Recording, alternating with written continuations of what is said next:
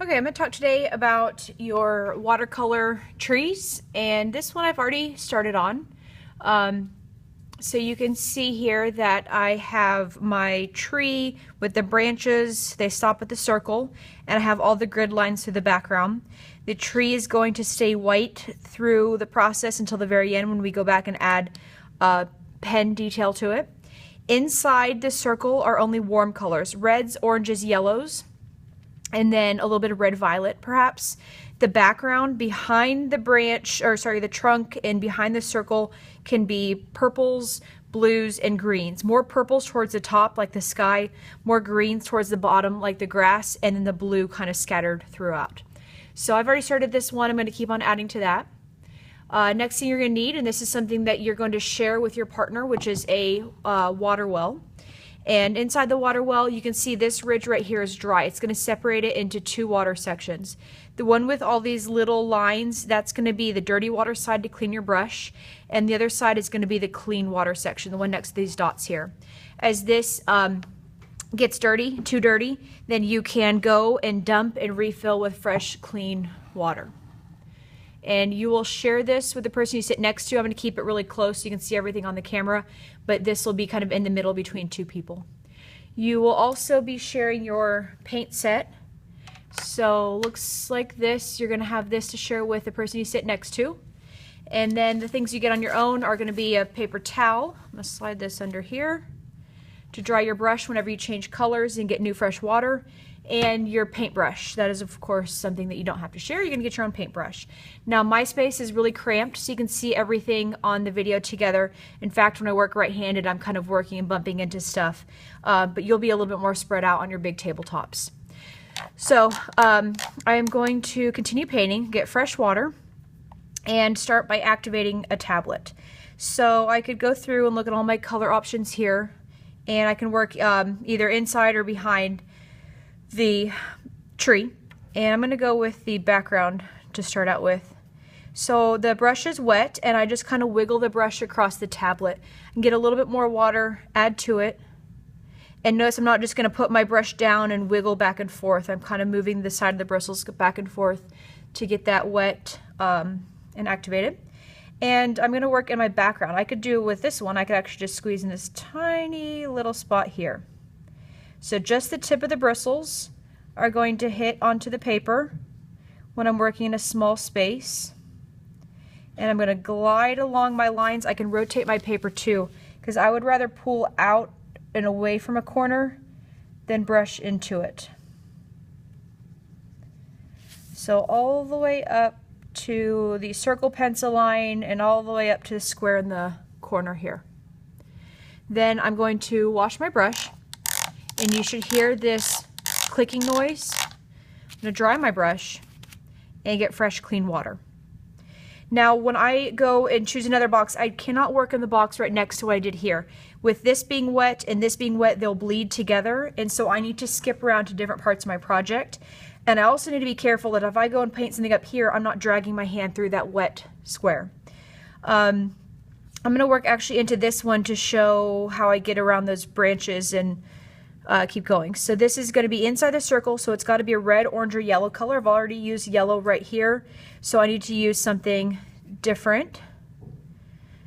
Activate a tablet, just kind of wiggle the paintbrush through, and I need to work inside this little triangle space here. Tip of the bristles only are going to hit down. Do my best to stay within that square, and I'm going to come all the way up and along my branch line here to the outside of the circle. Take my time, be nice and careful. I like to rest my hand down on the table as I'm working. If I'm floating up here, I might have a really shaky hand. All the way up to the corners. Now this one's a little bit darker. I'm going to kind of try to take some of that color, and I could go back and reload my paintbrush with a little bit more color to get some more of that bright pink on there. To there. So I stop at my round pencil line, and I need to stop painting when I get to my branch. Now I wash my brush, dry it off, and decide where I'm going to go next. I could work anywhere, really, as long as I'm not going to work next to that same section And I do want to show something. So I have a dried green section. I could leave that as it is, or I could layer a little bit more color. So this is layered blue and purple. You need to have a couple sections of a layered color. So I'm going to have the blue, or sorry, the green that's already on there, and I'm going to blend a new color. I could do that while my paint is wet or dry. So it could be done earlier today, it could be done yesterday, and I can layer a color, or I could go back and layer color on something I've already just finished. So you can see that blended blue and green, it makes a color that you don't have on your tablets here. You'll have to come up with several of those blended colors.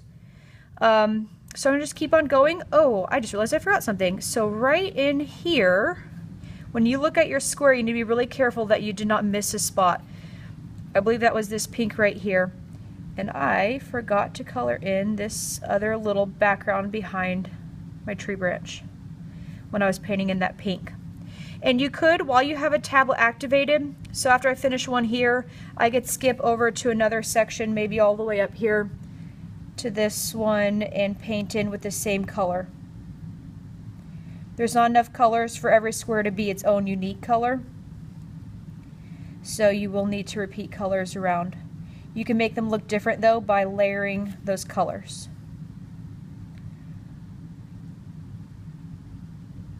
Like that.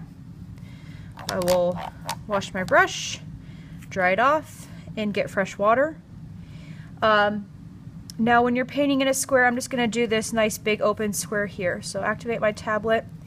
I like to glide my paintbrush along lines. I don't paint up towards a line. I'm going to glide along a line. And then when I get to a corner, I need to be really careful about keeping it a nice clean edge. I like to pull away from corners. I'm going to get a little bit more of that color, maybe a little bit more water. And you can see I choose two very similar colors here. This would be a good one to maybe go back and layer another color onto it so I don't have two matching colors, or I could build up. I'm going to get more strong, vibrant color, less water. The water will make a color more pastel. So if I get this to be a really watery tablet, or I add more water, I'll spread that color out. But if I just get a lot of pure paint, it's going to make it a little bit more vibrant. So try to be really careful about your edges and the edge of the paper, like so.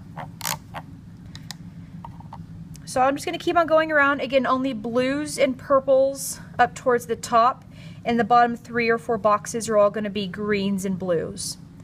Reds, oranges, and yellows in the branches of the tree. Wow. And as you're painting, be careful that you are getting everything you need to within that box. So I have a red here, I have a blue here, I still have to fill out the rest of this one. That's going to be one of my warm colors. I don't want to choose that same kind of pinkish red. And I need to be careful of, okay, here's my branch right here, so this is behind the branch.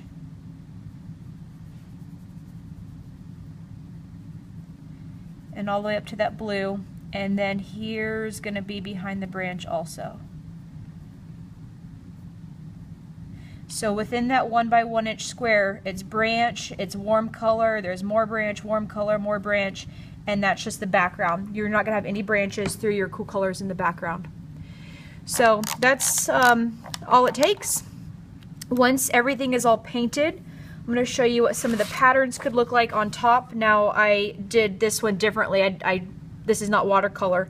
So we'll go back in the white spaces of the branches and add your patterns. Here's one example. I also did this other example. So if you can imagine layering this tree with this color paint, that would be finished, but I have not finished my example yet. So enjoy painting, take your time, go slow, and get really good inside those lines, and don't mix colors on the tablets. If I want to make a color, I'm going to make that color on the paper. I could layer one purple, get fresh water, layer another purple, but I'm not going to take some of this color and some of this color because the tablets are going to get ruined. I don't want to see little spots of colors. I guess splashes sometimes happen, but I don't want you to intentionally mix colors. You need to be pure color on these tablets. So have fun painting.